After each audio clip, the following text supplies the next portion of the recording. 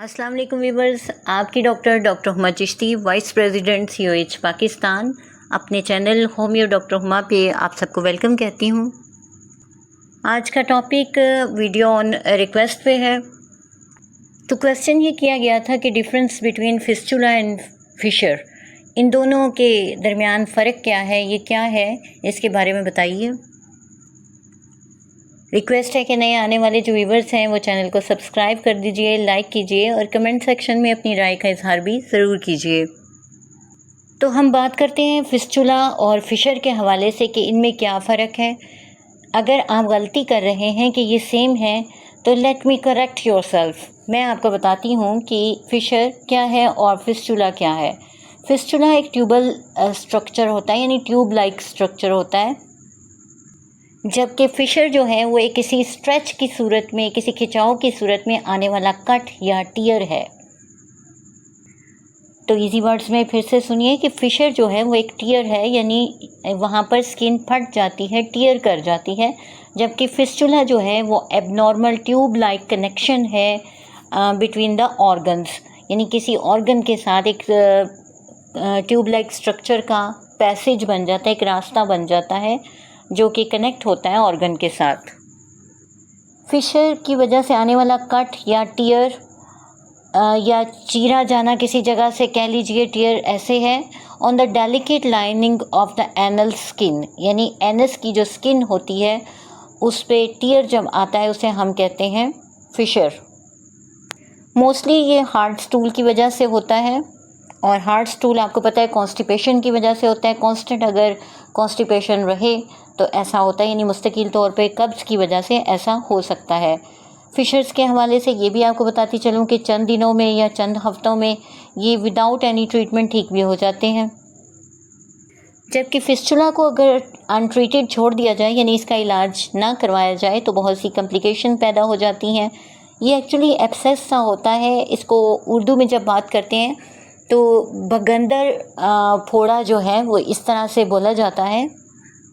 ये एब्सेस होते हैं और एनस के नज़दीक करके होते हैं, फिल्ड विद पस, यानी इनमें पस होती है और स्किन के नीचे एक टनल सी बन जाती है, जिसमें अगर उसे ट्रीटमेंट नहीं किया जाए तो फिस्टुला एक से मल्टीपल भी हो जाते हैं, यानी ज़्यादा भी हो सकते हैं।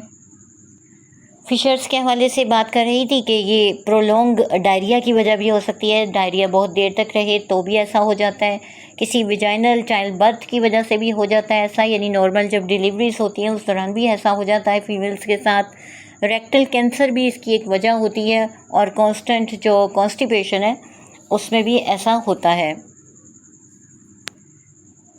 फिशर जो है वो स्फिंक्टर को कंट्रोल करने वाले जो मसल्स हैं, जो पट्टे होते हैं, उन्हें इनर रेक्टम या एनल कैनल कह लीजिए, उसमें टियर कर देता है। उसमें खिंचाव की वजह से एक टियर आ जाता है, एक कट आ जाता है।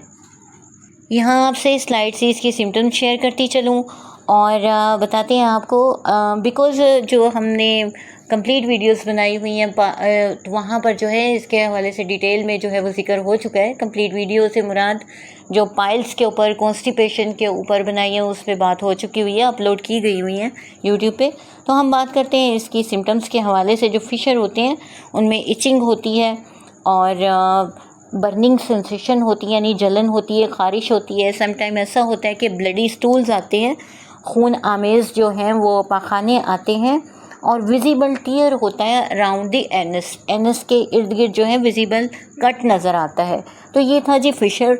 और हम बात करते हैं फिस्टुला के हवाले से। तो फिस्टुला जो है वहाँ चूँकि वो इन्फेक्शन की वजह से होता है, वहाँ पर स्वेलिंग भी होती है, पेन भी होती है और फीवर की कंडीशन भी होती है।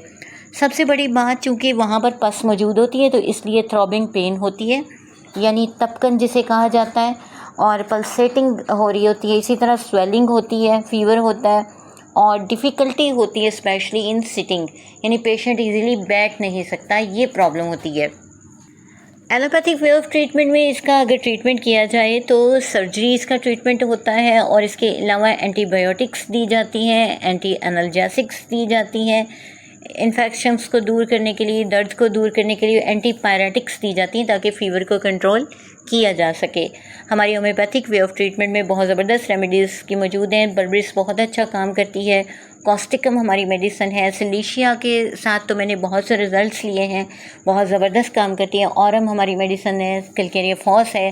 कैलकेरिया सल्फ और हिपोसल्फ जहाँ पर भी सपोरेटिव किस्म की कंडीशन आ जाती हैं वहाँ पर इस्तेमाल करवाई जाती हैं। रिटेनिया बहुत अच्छी मेडिसिन है और एसिड नाइट बहुत अच्छी मेडिसिन है जहाँ सिटिंग पोस्चर में बहुत ज़्यादा प्रॉब्लम्स आ रही हों तो ये बहुत अच्छा काम करती हैं। नक्सवामिका और सल्फ़र को भी ऑल्टरनेट करके जब हम यूज़ करवाते हैं तो ये बहुत अच्छा काम करती हैं। आज के लिए इतना ही। किसी नेक्स्ट टॉपिक तक के लिए इजाज़त दीजिए। अल्लाह हाफिज़।